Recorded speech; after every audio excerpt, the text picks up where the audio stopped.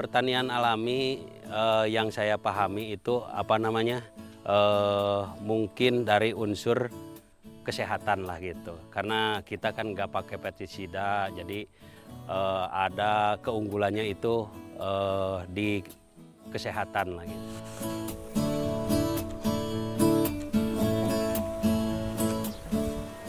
Jadi petani akan merasakan dampaknya bagi kesehatan mereka dari makanan-makanan yang mereka konsumsi begitu.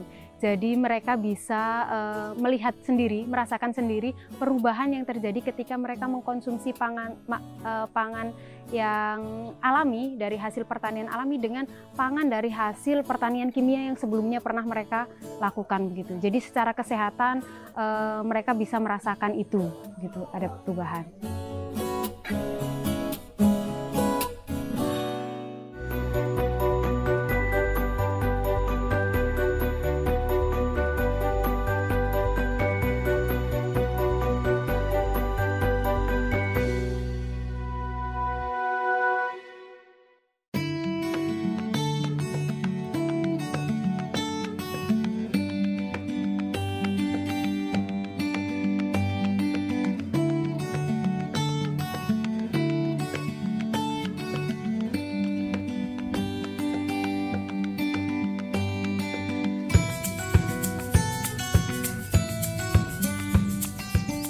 Ibu-ibu, mari kita panen. Jenis apa yang mau kita panen hari ini? Ayo, mari kita panen.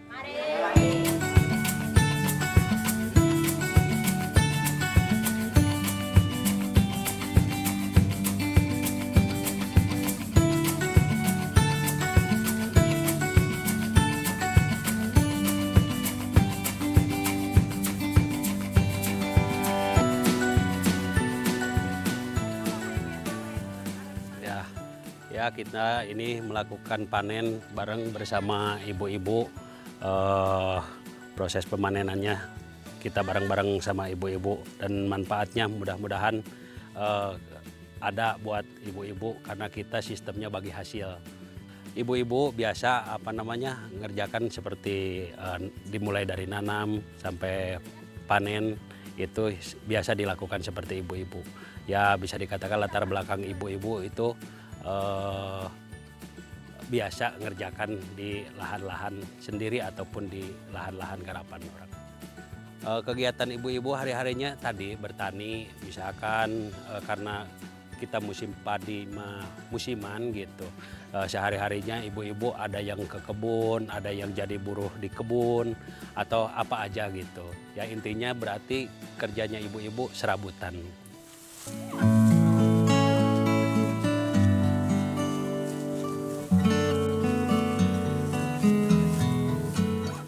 Ini jenis padi Rojo Lele, umurnya kurang lebih 100 hari.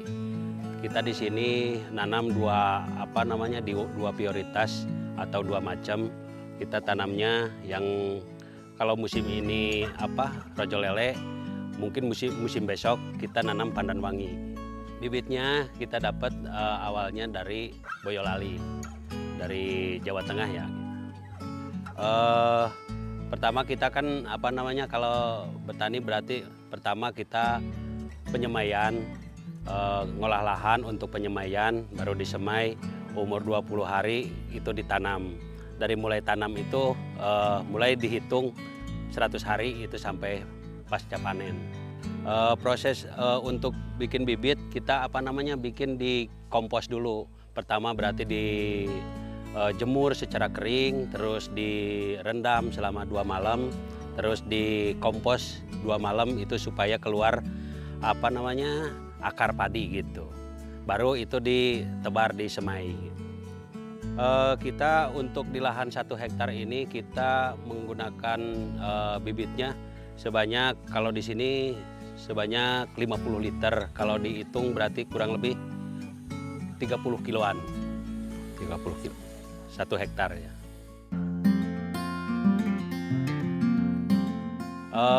Alhamdulillah selama saya bergerak secara bertani itu alhamdulillah saya belum pernah gagal dari penyemaian. untuk supaya bagus benihnya itu tadi seperti musim sekarang kita nanam rojo lele. Nah yang rojo lele ini kita endap satu musim, baru musim besok kita nanam pandan wangi. Itu kan yang pandan wangi udah keendap satu musim, itu hasilnya jadi bagus. Ini ditanami padi karena kita memang mayoritas tani padi.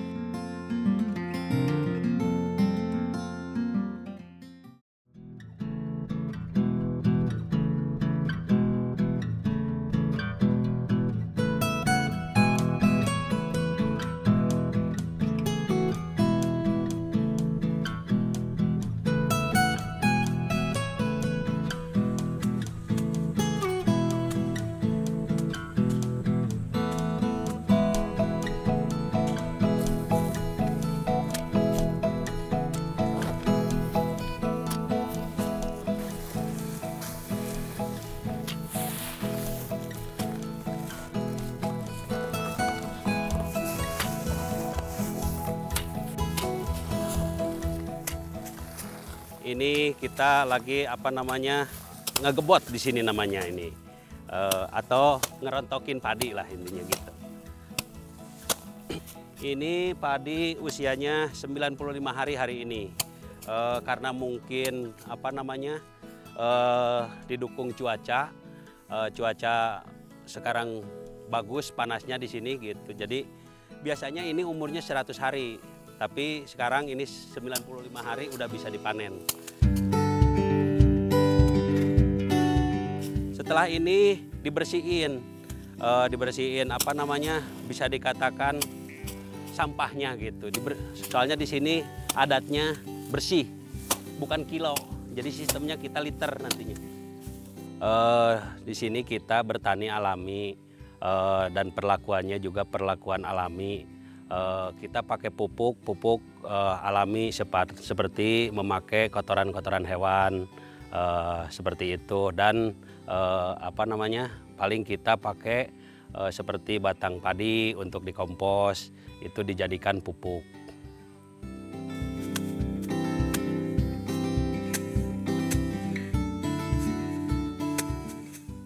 Pertanian alami yang saya pahami itu mungkin dari unsur kesehatan lah gitu, karena kita kan nggak pakai pestisida, jadi ada keunggulannya itu di kesehatan lah gitu.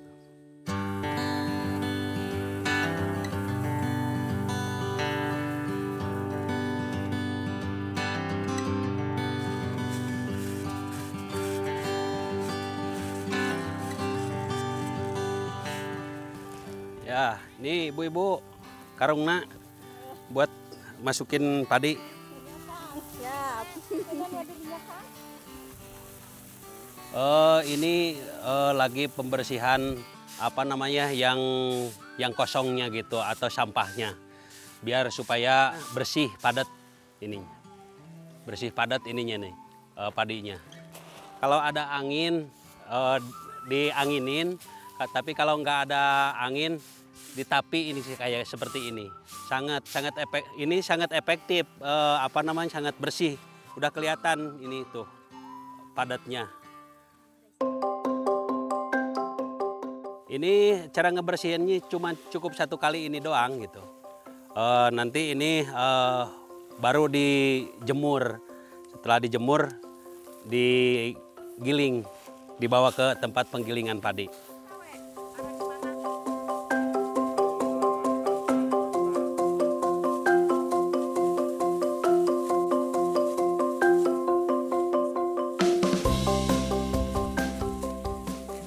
Saya menekuni pertanian alami ini di tahun 2017, mulai bergerak atau menanam padi ini di tahun 2017.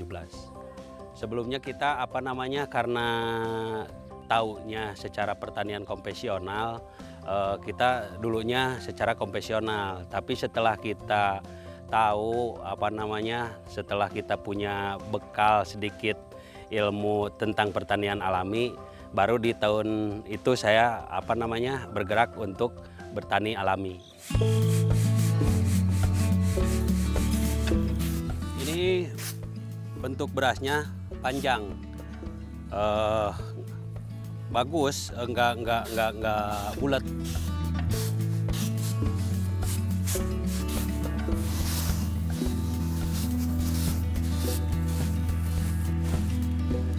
Ya, so.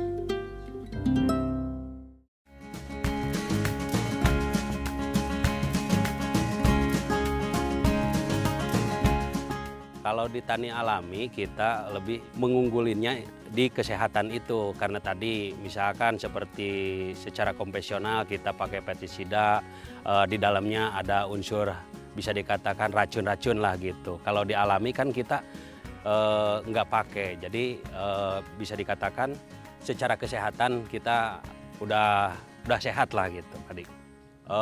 Dari konvensional kita itu bisa dikatakan anjloknya dari penghasilan dari konvensional ke alami ada turun anjlok.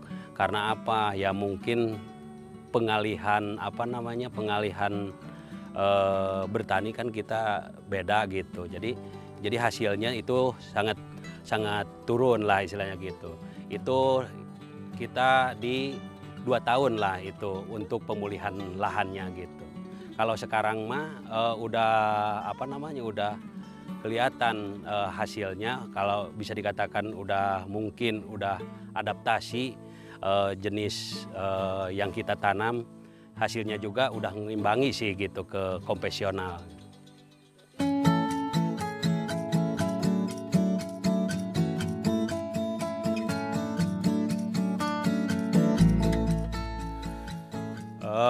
Ini kita habis pasca panen, berarti kita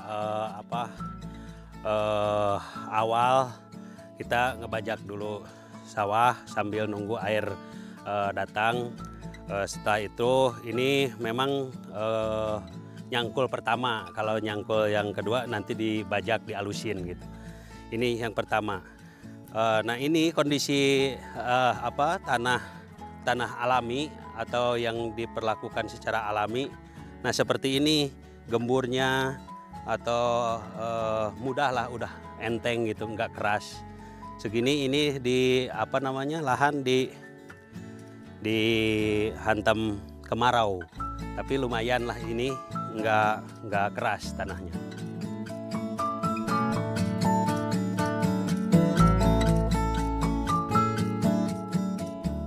Itu dari mulai kita nyangkul sampai sambil nunggu benih layak ditanam, itu kurang lebih 1 bulan waktunya untuk pengerjaan dari mulai nyangkul sampai ke tanam.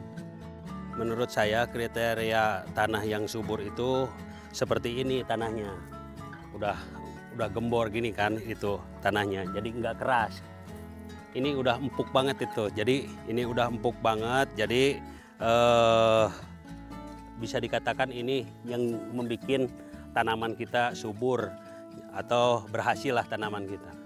Kita lihat tanaman kita seperti apa, atau setiap musim kita lihat tanaman kita seperti apa kekurangannya, misalkan oh ini butuh kohenya ditambah lagi. Nah, itu yang membuat tanah gembur.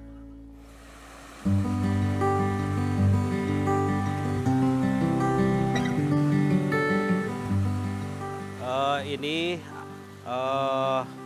saluran air untuk ke lahan yang kita pakai buat bertani alami. Disinilah mulai air dialirkan ke sawah atau ke lahannya pertanian alami di bawah sana. Nah, di sini kita pakai saringan tadi pakai ijuk sama besi supaya takutnya kita di sini tercampur pestisida dengan di lahan orang, takut kecampur ke sini. Nah, kita di sini pakai saringan, pakai ijuk sama besi untuk netralisir racun lah seperti itu. Ini awalnya dari gunung, cuman dari gunung masuk ke kali besar. Di kali besar itu dibangunlah ulu-ulu untuk ngalirin ke sawah-sawah. Nah, ini air nanti di sini di bendung itu untuk supaya ngalir ke lahan yang kita garap. Di sini kita memang sekarang kondisinya belum dibersihin karena pasca panennya belum beres. Nanti kalau sudah beres panen di sini langsung dialirin atau dibersihkan dulu, langsung sambil dialirin airnya ke lahan yang kita garap. Sekitar 80 meteran dari sini, dari mulai pemukaan ini sampai ke lahan yang kita garap itu sekitar 80 meter. Makanya kita pengerjaannya kadang saya suka kalau sendiri itu bisa 2 hari sampai 3 hari lah gitu untuk membersihkannya. Tapi karena kita ngegarap di bawah ada teman juga gitu, jadi 1 hari udah kelar itu, udah ngalir air.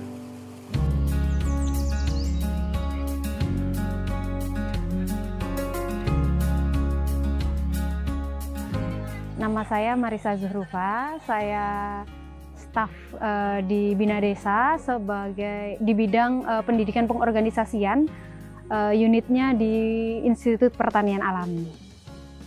Jadi untuk pertanian alami ini kan tidak sekedar bertani alam menggunakan bahan alami, tapi melihat hubungan manusia dengan alam semesta gitu. Jadi bagaimana kita memperlakukan alam, maka alam itu akan memberikan perlakuan yang sama pada kita. Ketika kita berlaku baik kepada alam, alam akan berlaku baik kepada kita begitu. Nah, dari sini teman-teman juga para petani ini sudah merasakan hasilnya begitu ya. Merasakan hasilnya dalam artian mereka tidak ketergantungan pupuk, tanah mereka sudah kembali gitu ya, yang sudah menerapkan pertanian alami bertahun-tahun gitu. Mereka nggak harus setiap mau proses menanam, nggak harus pengolahan tanah berlebihan begitu. Jadi mereka tidak ketergantungan input-input pertanian yang dijual oleh perusahaan-perusahaan gitu ya. Jadi kondisi tanah sudah semakin baik, kemudian ekosistem alam, sistem rantai pangan hewan gitu ya, hewan, tumbuhan gitu juga sudah terjaga begitu ya di lingkungan mereka yang sudah bertani alami gitu ya. Jadi petani akan merasakan dampaknya bagi kesehatan mereka dari makanan-makanan yang mereka konsumsi begitu. Jadi mereka bisa melihat sendiri, merasakan sendiri perubahan yang terjadi ketika mereka mengkonsumsi pangan yang alami dari hasil pertanian alami dengan pangan dari hasil pertanian kimia yang sebelumnya pernah mereka lakukan begitu. Jadi secara kesehatan mereka bisa merasakan itu. Gitu, ada perubahan.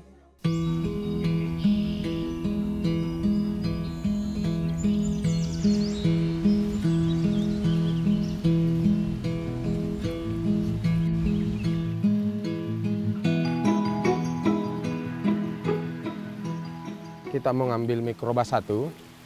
Nah, cara membuat mikroba 1 ini, kemarin itu kita menggunakan kotak kayu yang kemudian di dalamnya ada nasi. lalu ditutup kertas. Nah, nasi ini fungsinya untuk memancing mikroorganisme datang itu untuk berkembang biak di situ. Itu fungsinya, dan itu kita mengambil mikroorganismenya. Nanti kemudian kita akan campurkan dengan gula merah untuk proses selanjutnya. Nah, fungsinya nanti ini untuk menjadi bahan pengurai. Jadi tahap proses awal untuk pembuatan kompos di pertanian alami itu diawali dengan mikroorganisme ini. Ini untuk membantu mengembalikan kesuburan tanah. Dengan kata lain, kita ingin memperkaya mikroorganisme yang kemungkinan hari ini itu jumlahnya, populasinya berkurang karena tingginya penggunaan pupuk kimia dan racun. Untuk ini, kalau ini sudah 3 hari di sini kita diamkan. Nah, nanti ini kita taruh di rumpun bambu ya. Karena di rumpun bambu ini kita yakini itu banyak berkembang biak mikroorganisme.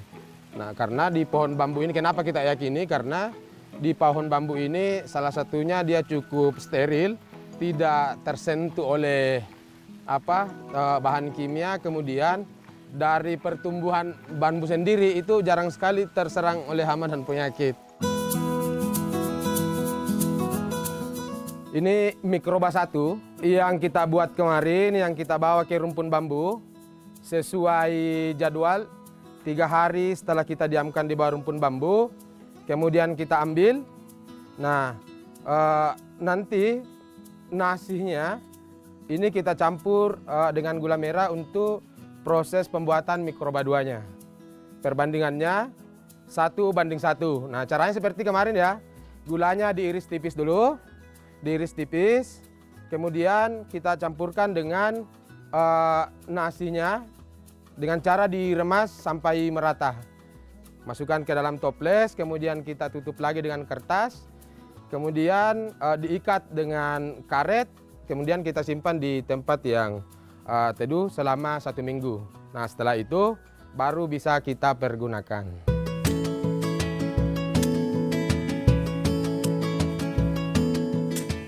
Harapan saya yang pertama kita bisa berkembang dengan pertanian alami. Berkembangnya itu misalkan tadi tetangga pada mau, atau satu desa atau satu kampung gitu pada mau ikut bertani alami di lahannya masing-masing. Itu harapan yang pertama. Harapan yang kedua, tadi di samping kita ketahanan pangan untuk kita sendiri, kita bisa menghasilkan untuk ekonomi di pertanian alami ini.